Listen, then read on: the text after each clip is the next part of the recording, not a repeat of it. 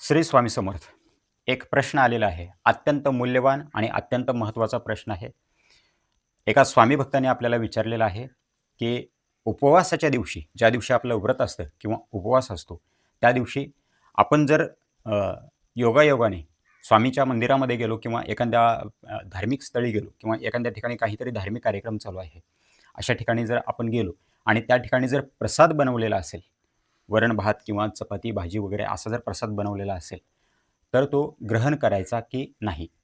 आणि तो प्रसाद ग्रहण केल्यानंतर उपवास खंडित होतो का? व्रत खंडित होतं का? असा प्रश्न त्याने विचारलेला आहे. सर्वप्रथम प्रसाद म्हणजे काय आपण समजून घेणं गरजेचं आहे. प्रसाद म्हणजे तो अन्नाचा भाग नाही. प्रसाद म्हणजे तो कुठला पदार्थ नाही आहे, ती वस्तू नाही आहे कुठली. प्रसाद म्हणजे साक्षात परमात्म्याची कृपा आपल्याला परत भेटत आहे. साक्षात भगवंताची कृपा प्रसादाच्या रूपात आपल्याला भेटत असते. दुसरी गोष्ट, प्रसाद ग्रहण केल्यामुळं आपल्या चित्ताची शुद्धी होत असते, आपली आध्यात्मिक उन्नती होत असते, आपल्या चेतनेचा स्तर वाढत असतो. मग आता प्रश्न येतो, की आपण जर व्रत किंवा उपवास करत असू, तर प्रसाद ग्रहण करायचा का? का नाही?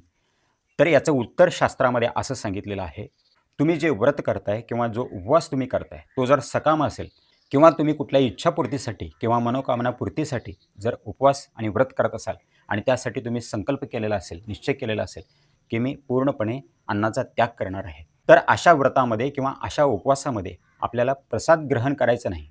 मग काय करायचं आहे आपल्याला? तर तुम्हाला तो प्रसाद स्वीकारायचा आहे.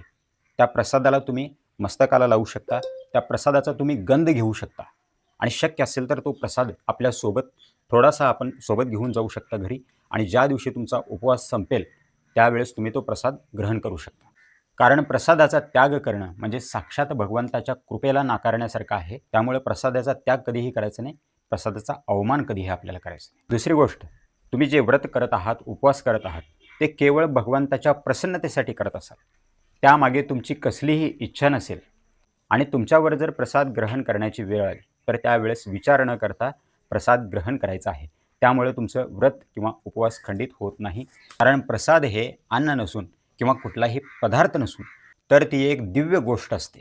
त्यामुळे सामान्य उपवासामध्ये आणि भगवंताच्या कृपाप्राप्तीसाठी किंवा भगवंताला प्रसन्न करण्यासाठी व्रत उपवास करत असाल, तर त्यावेळेस तुम्हाला पूर्णपणे निशंक होऊन प्रसाद ग्रहण करायचा आहे, आदराने प्रसाद ग्रहण करायचा आहे. आणि तुम्ही जर सकाम म्हणजे कुठली इच्छा ठेवून किंवा कुठली कामना ठेवून जर करत असाल, तर त्यावेळेस तुम्हाला प्रसाद ग्रहण करायचा नाही.